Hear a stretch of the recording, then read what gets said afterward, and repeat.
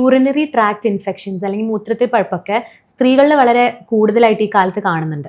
ചില സ്ത്രീകൾ അത് മൈൻഡ് ആക്കാതെ പിന്നെയും ഒരു ഡേ ടു ഡേ ലൈഫ് ജീവിച്ചു പോകുന്നുണ്ട്. അപ്പൊ അതിനെക്കുറിച്ച് സാറിന് എന്താ പറയുക? അതിന്റെ കോംപ്ലിക്കേഷൻസ് എന്തായിരിക്കും അങ്ങനെ മൈൻഡ് ചെയ്യാതെ പോയാൽ ഉണ്ടാവുക? നമ്മുടെ യൂറോളജി ഒ പിയിൽ പൊതുവെ ഏറ്റവും കൂടുതൽ വരുന്നൊരു കേസാണ് ഈ recurrent urinary tract infections, especially ഒരു എൽഡർലി ഫീമെയിൽസ്.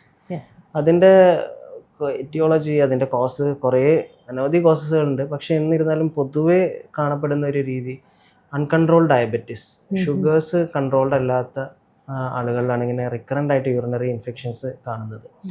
പിന്നെ സ്ത്രീകളിൽ അറിയാലോ, പൊതുവെ ഈ മൂത്രനാളി ഒരു 3 to 4 സെൻറ്റിമീറ്റേഴ്സ് മാത്രം നീളമുള്ള വളരെ ചെറിയ മൂത്രനാളിയാണ്. ഈ വജൈനൻ്റെ ചുറ്റുമുള്ള നമ്മുടെ നോർമലി ബോഡിയിലുണ്ടാകുന്ന bacterias, normal flora of body tract, അതിൽ വരുന്ന ചേഞ്ചസ്, വെജൈനൽ pHൽ വരുന്ന ചേഞ്ചസ്, വെജൈനൽ ഡിസ്ചാർജസ് മൂലമായിട്ട് അവിടെ വരുന്ന നോർമൽ ഫ്ലോറയിൽ വരുന്ന ഒരു ചേഞ്ചസ് കാരണം ഈ ചെറിയ മൂത്രനാളി കൂടി ആയതുകൊണ്ട് ഇവിടെ നിന്നുള്ള ഈ organisms ascending infections towards bladder അത് പോകുന്നു, ബ്ലാഡറിൻ്റെ അകത്ത് ഇൻഫെക്ഷൻസ് ഉണ്ടാക്കുന്നു. ഇതാണ് കോമൺ ആയിട്ട് കണ്ടുവരുന്നത്. പിന്നെ കുറച്ചും കൂടെ എൽഡർലി ലേഡീസിൽ ഈ പെൽവിക് ഫ്ലോർ മസിൽ വീക്ക്നെസ് കാരണം കുറച്ച് ബ്ലാഡർ താഴോട്ട് ഇറങ്ങി വരുന്ന സിസ്റ്റോസിൽ മുതലായിട്ടുള്ള അസുഖങ്ങൾ, അല്ലെങ്കിൽ പെൽവിക് പ്രൊലാപ്സ് പോലുള്ള അസുഖങ്ങളിൽ കൂടുതലായിട്ട് മൂത്രം റെസിഡ്വൽ യൂറിൻ ഉണ്ടാകുന്ന അവസ്ഥ, മൂത്രം ഒഴിച്ചു കഴിഞ്ഞാലും മൂത്രം വീണ്ടും ബാലൻസ് വരുന്ന അവസ്ഥ, ഇങ്ങനെയൊക്കെ ഉണ്ടാകുമ്പോൾ ഈ യൂറിനറി ഇൻഫെക്ഷൻസ് വരാനുള്ള ചാൻസ് അധികമാണ്. അപ്പോൾ ചോദിച്ച പോലെ ഈ എന്താണ് ഇതിനെ കൊണ്ട് ഉണ്ടാകുന്ന ബുദ്ധിമുട്ട് എന്ന് വെച്ചാൽ അവരുടെ ക്വാളിറ്റി ഓഫ് ലൈഫ് കോംപ്രമൈസ്ഡ് ആവുന്നു എന്നുള്ളതാണ് കൂടുതലായിട്ട് ഉള്ള ബുദ്ധിമുട്ട്. എന്നും മൂത്രം ഒഴിച്ചു കഴിഞ്ഞാൽ സാറ്റിസ്ഫാക്ഷൻ ഇല്ലാതിരിക്കുക, മൂത്രം ഒഴിച്ചു കഴിഞ്ഞാൽ എപ്പോഴും ഒരു ബേണിംഗ് സെൻസേഷൻ, അത് വെച്ച് ജീവിക്കുക എന്ന് പറഞ്ഞാൽ അത് അനുഭവിക്കുന്നവർക്ക് അതിൻ്റെ ബുദ്ധിമുട്ട് മനസ്സിലാവുള്ളൂ. അപ്പോൾ അങ്ങനത്തെ സിറ്റുവേഷൻസിൽ ഒരു ഡീറ്റെയിൽഡ് ആയിട്ടുള്ള യൂറോളജിക്കൽ ഇവാലുവേഷനും എന്തെങ്കിലും ഒരു കാരണം കണ്ടെത്തി കഴിഞ്ഞാൽ അതിൻ്റെ വിദഗ്ധമായിട്ടുള്ള ചികിത്സ എടുക്കുന്നത് അവരുടെ ക്വാളിറ്റി ഓഫ് ലൈഫ് ഇമ്പ്രൂവ്മെൻറ്റിന് വളരെയധികം ഹെൽപ്ഫുൾ ആയിരിക്കും. ഈ ഇൻഫെക്ഷൻസ് ബ്ലാഡറിൽ മാത്രമല്ല, ചിലപ്പോൾ ഇത് വീണ്ടും അസെൻഡ് ചെയ്ത് കിഡ്നിയിലേക്ക് ഇൻഫെക്ഷൻസ് പടരാം, എസ്പെഷ്യലി ഡയബറ്റിക്സിൽ.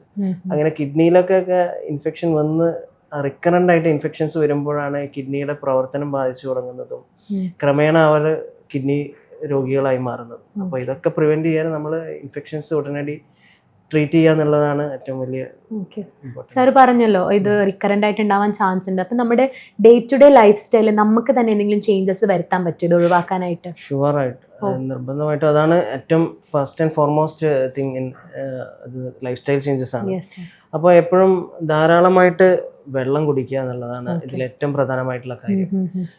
ധാരാളമായിട്ട് വെള്ളം കുടിക്കുക എന്ന് ഉദ്ദേശിച്ചു കഴിഞ്ഞാൽ അതിൻ്റെ ഒരു ആൾക്ക് ഒരു 2 to 2.5 liters യൂറിൻ പ്രൊഡക്ഷൻ ഉണ്ടാവണം. പലപ്പോഴും ആൾക്കാർ പറയുന്നത് ഞാൻ ധാരാളമായിട്ട് വെള്ളം കുടിക്കുന്നുണ്ട് എന്നാണ്. പക്ഷെ അത് അസസ് ചെയ്യാൻ ഏറ്റവും നല്ലൊരു ഉപാധി എന്ന് പറയുന്നത് യൂറിൻ്റെ കളർ. യൂറിൻ കളർ ഒരു ഫെയിൻറ്റ് യെല്ലോ, അതിൽ കൂടുതൽ കോൺസെൻട്രേറ്റഡ് ആവാൻ പാടില്ല.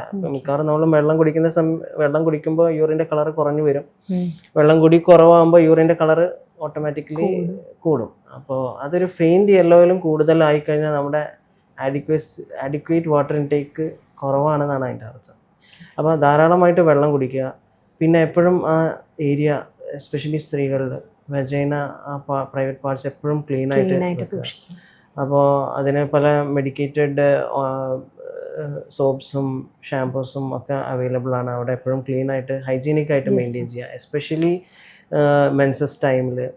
പിന്നെ യങ് ഗേൾസിൽ, ഈ എസ്പെഷ്യലി ഹോസ്റ്റലിലൊക്കെ ഉള്ള താമസിക്കുന്ന കുട്ടികളിൽ ഈ പബ്ലിക് കോമൺ ടോയ്ലറ്റ്സ് ഒക്കെ യൂസ് ചെയ്യുമ്പോൾ, അപ്പോൾ ആ പാർട്ടും അത് ടേക്ക് കെയർ ചെയ്യണം. കോമൺ ടോയ്ലറ്റ്സ് യൂസ് ചെയ്യുമ്പോൾ preferably toilet seat cover use ചെയ്യാൻ ശ്രമിക്കുക, ഇങ്ങനത്തെ പ്രോബ്ലംസ് ഉള്ള ആൾക്കാർ. Especially private parts hygiene, hydration, ഇത് രണ്ടാണ് മെയിനായിട്ട് അതിൽ നോക്കാനുള്ളത്. എൽഡർലി ഫീമെയിൽസ് ഡയബറ്റിക്സ് ഒക്കെ ആണെന്നുണ്ടെങ്കിൽ സ്ട്രിക്റ്റ് ആയിട്ടുള്ള ഷുഗർ കൺട്രോൾ. പിന്നെ ഫ്രീക്വൻറ്റ് വോയിഡ് ഹാബിറ്റൊക്കെ, ഒരുപാട് സമയം യൂറിൻ ഹോൾഡ് ചെയ്ത് വെച്ച് കഴിഞ്ഞാൽ ബാക്ടീരിയൽ മൾട്ടിപ്ലിക്കേഷനുള്ള ചാൻസ് ഉണ്ട് യൂറിനിൽ. അപ്പോൾ ഫ്രീക്വൻ്റ് ആയിട്ട് ടൈംഡ് വോയിഡിങ് മെയിൻറ്റെയിൻ ചെയ്യുക.